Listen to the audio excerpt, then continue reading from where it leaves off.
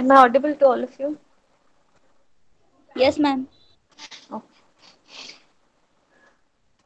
What we'll do now is, I'm not doing the next sum because it is from the question paper and it has many other things. Like what I did previously was just find the zero rate. After zero rate, they're asking to find the forward rate, then they're asking you to find the coupon rate and all those. So this is little more technical. All of a sudden teaching you this, you may forget even that. So what we'll do is we'll do one more sum of the similar kind where only zero rates are asked. Once we are used to the zero rates, that one problem only has some additional things. We will do that afterwards. Okay, so we'll do the third problem now. I've done the first, I've left the second, I'll do it in my next class. We'll do the third problem now and we'll finish this for today. In the next class, we'll continue. So I have totally five sums to do. So first and third we'll do now. Second, fourth and fifth we'll try to complete in the next class. And I'll share this document with you today. You can even practice it at home if anybody wants to try and solve. So if you get the answers, you can cross check when I'm doing it in the class. Okay, so let's start with this sum. Determine zero rate from the following data. So there is bond A, B, C and D. Bond A and B are having zero interest and C and D have 4 rupees and 8 rupees interest. Interest is given in rupees, so they've already calculated the interest and they've given it to you. So let's do it for bond A first. If it is a zero rate bond, how do we do it? Can anybody tell me what we do? Face value minus bond price. Mar- yeah, face value minus market value, face value minus bond price. So first we'll write face value of bond A is 100 less market value. For bond A it is 96. So you will get the gain which is 4 rupees.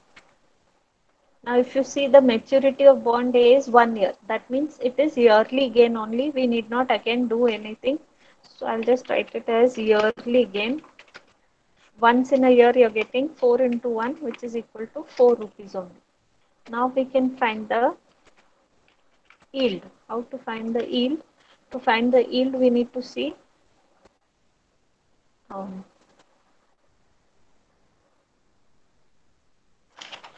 we have to multiply the, just a second, huh?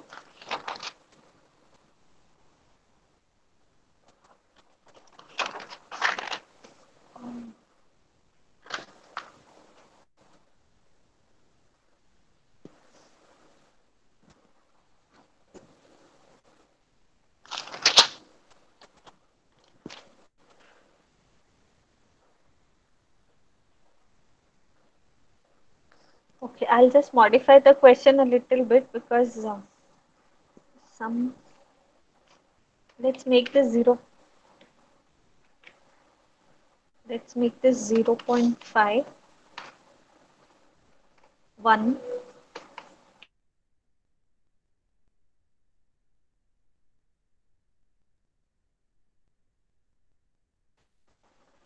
Am I audible? Yes, ma'am. Can anybody tell me why did I change the time period? Because of this statement. The stated coupon is to be paid every 6 months. If I have to pay every 6 months, when I go to bond C, I'll have to pay 2 rupees 3 times, right? 1.4 years maturity means 2 every 6 months.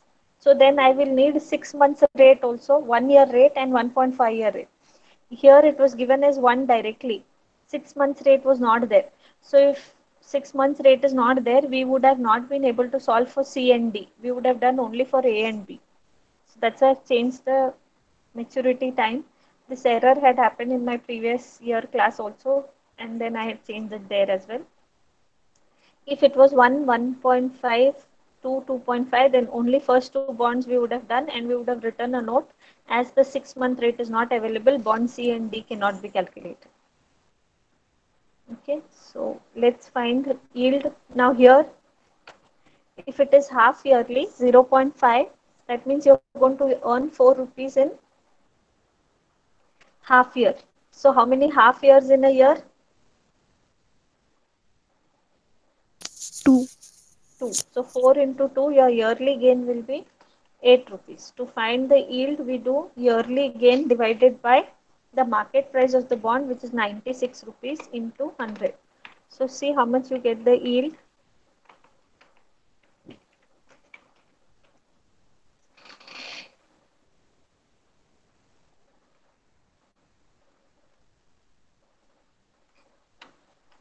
8.33. 8.33%. Now we have to find the R2 value because we need the continuously compounded rate. So R2 is equals to M. Now here M will be 2 times in a year because we have 2 compoundings. So 2 into natural log of 1 plus R is 0.0833 divided by 2.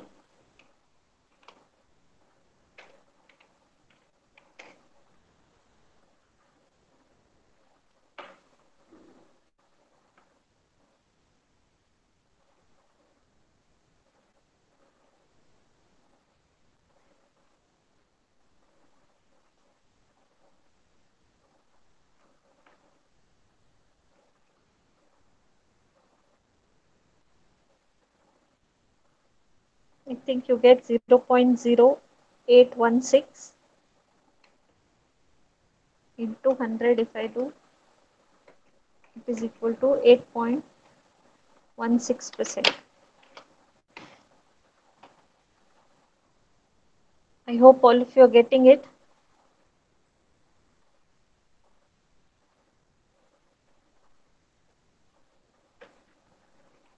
We'll do it for bond B now. All of you getting similar answer?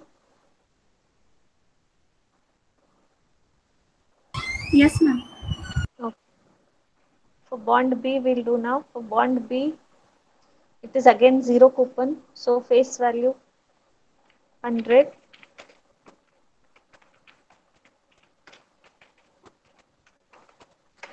less market value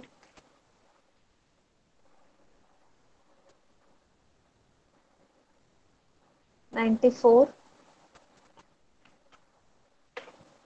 So you'll get gain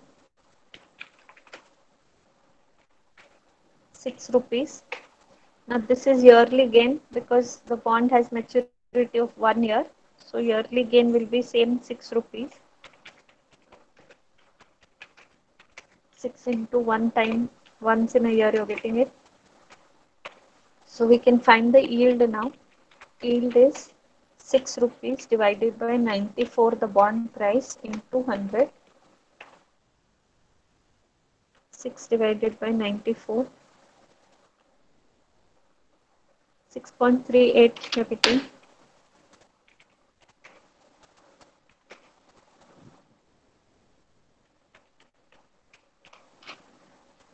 Percent. Now we'll find R2. It is yearly, so once in a year compounding into natural log of 1 plus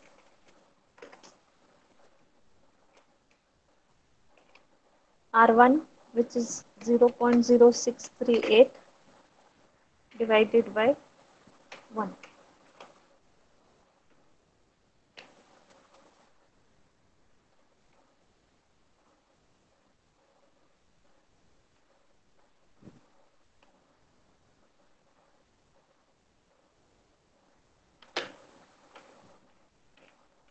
You get 0.0618. Anybody getting similar answer? Yes, ma'am. 6.18% is the rate for bond B.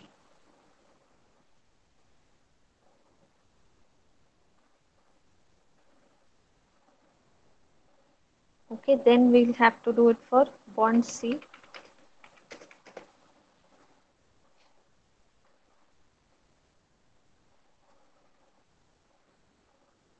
Bond C, it is giving a coupon of 4 rupees every year.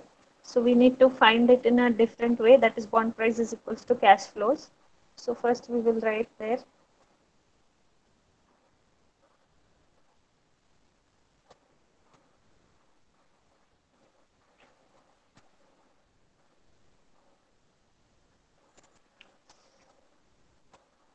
Okay, face value of the bond is 100. Interest is given as 4 rupees. So 6 months interest rate will be 4 into 6 by 12, which will be equal to 2 rupees, and maturity is 1.5 years.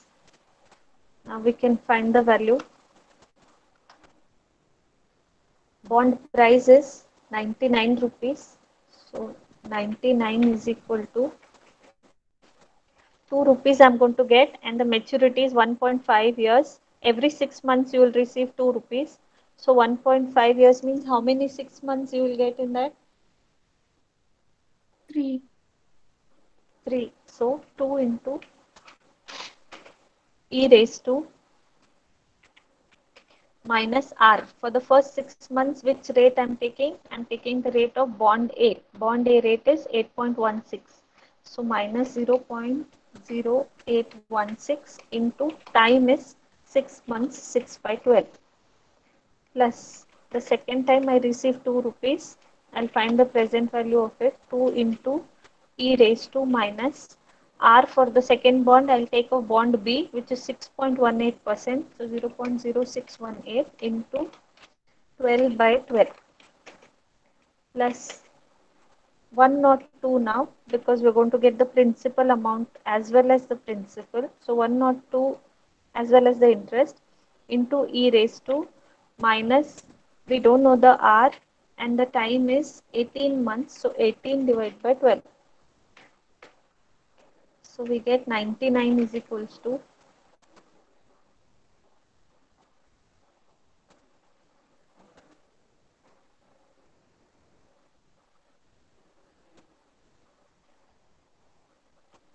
we'll calculate this.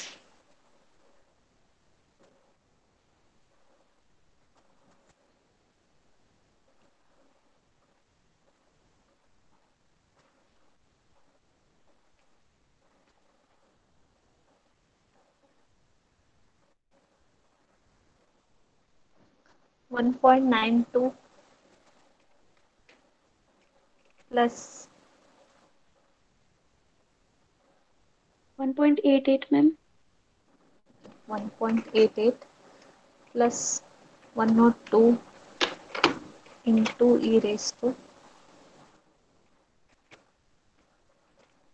r. 18 by 12 is 1.5. So instead of r into 18 by 12, we can write 1.5 r. Okay, now we'll add this and take it that side. So 1.92 plus 1.88 is 3.8. So we'll write 99 minus 3.8 is equal to 102 e raised to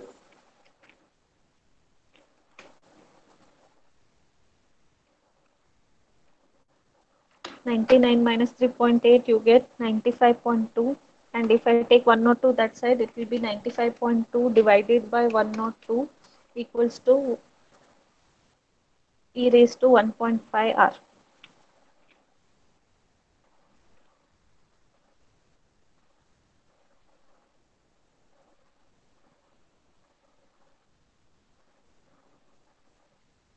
So 95.2 divided by 102,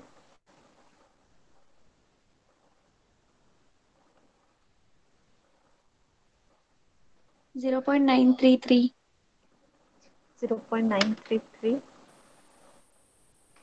E, if I take that side, it will become natural log of 0.933, which is equal to 1.5 r minus 1.5 r. So natural log of 0.933 is minus 0.0693 divided by, if I get that minus 1.5 this side, so minus 1.5 is equal to, you will get the value of r. So divided by minus 1.5. See, if you're getting 0.046, Yes, ma'am. Yes, ma'am. 0.046 into 100, if I do 462 you get, so we can take it as or this 4.6 is also okay. 4.6%. So this is the value of bond D, sorry, bond C.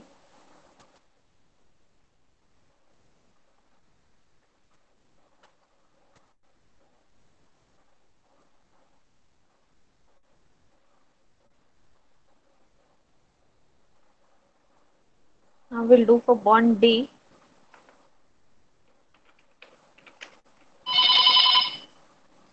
Just a second.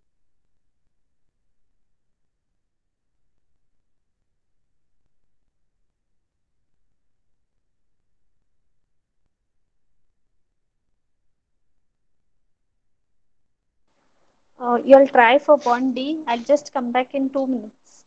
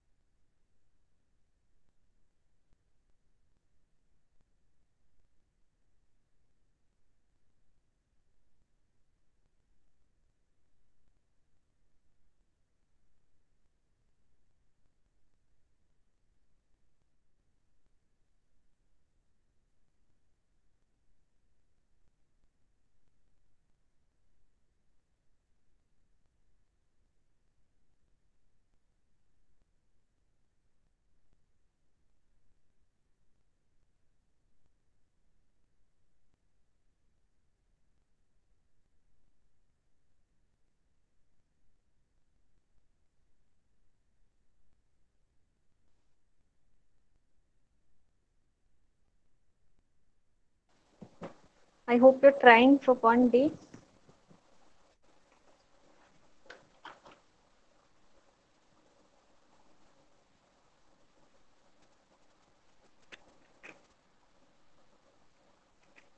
Face value of the bond is 100. Interest is 8 rupees.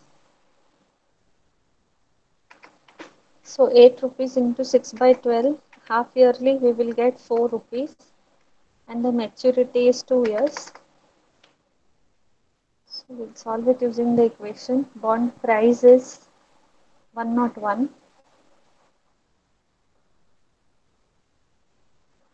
101 is equals to, in 2 years, 4 times we will receive 4 rupees. So 4 into e raised to minus r. First time we will take off bond A, which had half year maturity. So bond A 8.16%. So 0.0816 into 6 by 12 plus the second interest 4 into e raised to. Now we'll take the rate of bond B, which had 1 year maturity, that is 6.18%. So 0.0618 into 12 by 12. This had 1 year maturity, plus the third bond 4 into e raised to minus 1.5 years. So we'll take the rate of the third bond, bond C, 0.046 into 18 by 12, which is nothing but 1.5 years, plus at the end we will get 100 rupees principal plus 4 rupees interest. So 104 into e raised to minus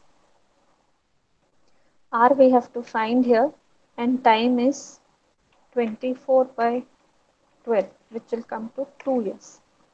So now we'll solve for it. Has anybody done how much we get? 4 into e raised to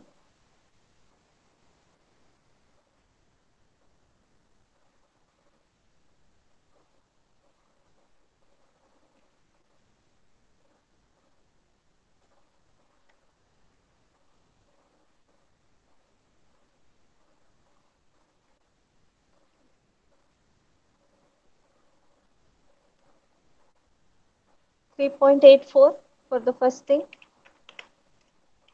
Yes, ma'am. 3.84. Okay, after that, let's do it.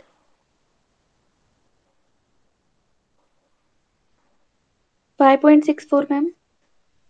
Okay, 5.64. 5.64, no. We are finding the present value, no, Mumtaz. So it should be less than 4. I think you forgot to take the minus sign. Just check it. 3.76. Okay, 3.76 plus the next one. Anybody has done? Yes, ma'am. I had taken that.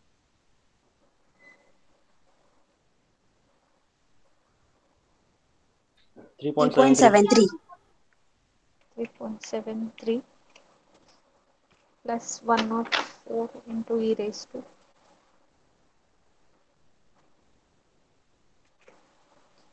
So 24 by 12 is 2. So we'll write here as 2r.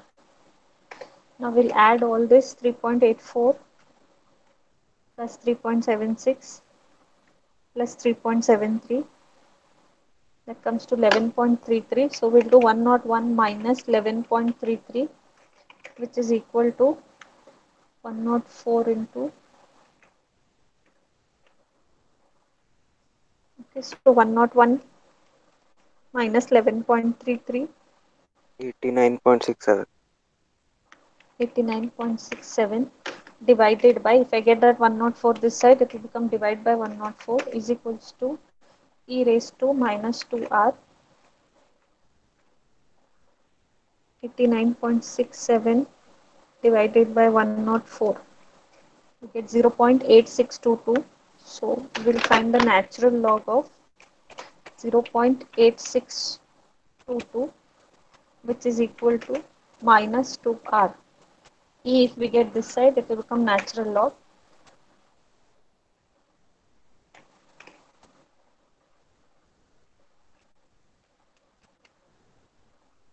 So you get Minus 0.14, ma'am. minus 0.1482 is equals to minus 2r. If I get minus 2 this side, it will become division. So divided by minus 2, if I do, we'll get r is 0.074. Everybody getting this? Yes, ma'am. Yes, ma'am. So Yes, 7.4% ma'am. is the value. So 7.4% is the value of the 2-year bond rate. Okay, I hope it was clear. Anybody having any doubts, you can ask. I have done 2 sums today. The third one, even if I begin, I'll not be able to end in the next 15 minutes. So if you want, you can try it at home, or else I'll be doing it in the next class. We'll first finish all the zero rate sums so that we get used to and practice. I have left the second sum, which I'll be doing after we finish all the zero rate sum, because there are 2-3 things extra that is asked here, which will take little time to explain. It's not very difficult, but it will take some time. Fine. So, and if you saw the problem, method is same in every problem. Only thing is it is a little lengthy and tedious.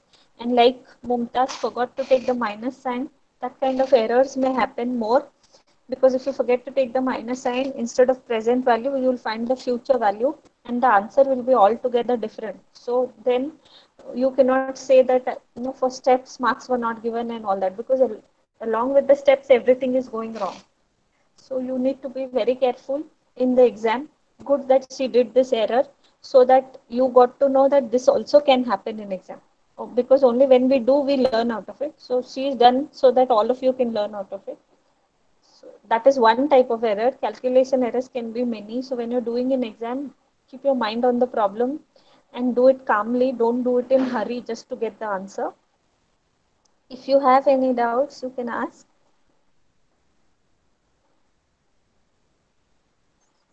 Anybody having any doubts?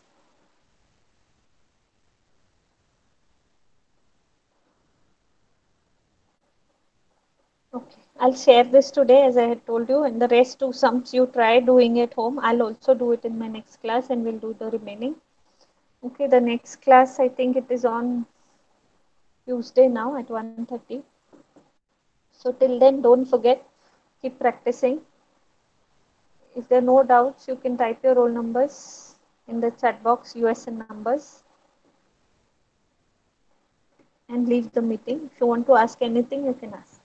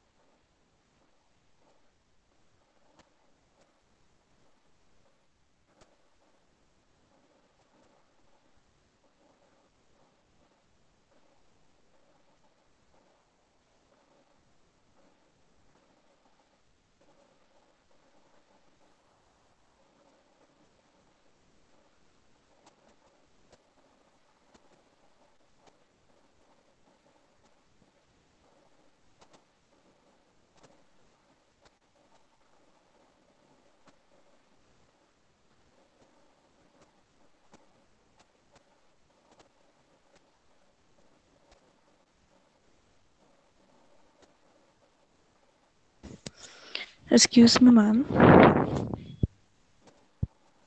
Yes, tell me. Ma'am, as you told, in case of zero rate, there is Yes, no interest. correct. In case of bond C and D, they have given the interest rate in the question. What exactly Correct. it means, ma'am? See, what it means here is these two bonds, A and B, are zero rate bonds in the sense they are sold at low price. And when suppose you go to buy bond A, you can buy it for 96 rupees in the market. And after 6 months maturity, if you go and give it back to the company will give you 100 rupees. So your gain is 100 minus 96. You paid 96, you got 100. 4 rupees is your gain. That 4 rupees is basically the hidden interest. There is no interest that the company is paying you. You're going to gain only 4 rupees, which you should consider as interest for yourself. That's why these bonds are called as zero rate bonds. Means there is no interest rate.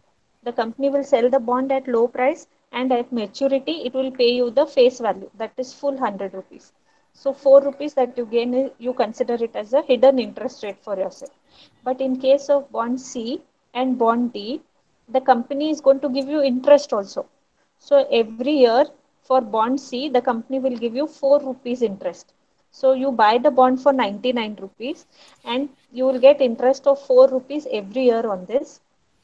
Okay, Plus, if ma'am. you see on maturity, you can sell the bond for 100. So you're gaining 1 rupee there as well as you're getting interest. So these are not zero bonds. These are the bonds which has interest rate. Okay. Th- And Thank you, ma'am. that is the reason the method of solving is different for it, because for zero rate bond you can just find the gain by doing 100 minus 96, that is face value minus market price. But in case of non zero rate bond, this coupon also will be income, plus that difference also will be income. So both the incomes we need to consider. And ma'am, may I know the meaning of yield which we have calculated? Yield is nothing but what you earn on that bond, return. Instead of the word yield, you can also write as return. So how much returns the bond is giving you. So here bond A is giving me 8.33% returns every year because the gain is 4 rupees for every 6 months. That means in 1 year I'm going to get 8 rupees, whereas I've invested only 96 rupees. So if I do 8 divided by 96, it will tell me what is the return that I have earned. So I've earned 8.33% return. And that is R2. What indicates that R2? Now this return that you get is the normal rate, which usually the banks give in a year once you get the interest. That we call it as normal rate.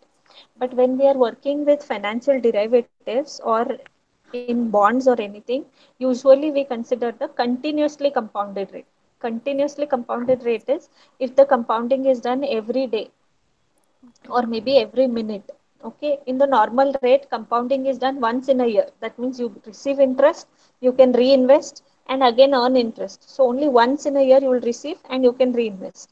But in case of continuous compounding, we assume that we are compounding our interest every minute.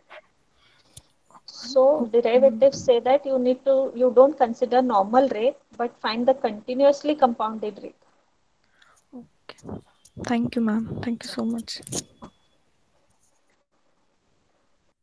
Any other doubts anybody else has also, you can clarify.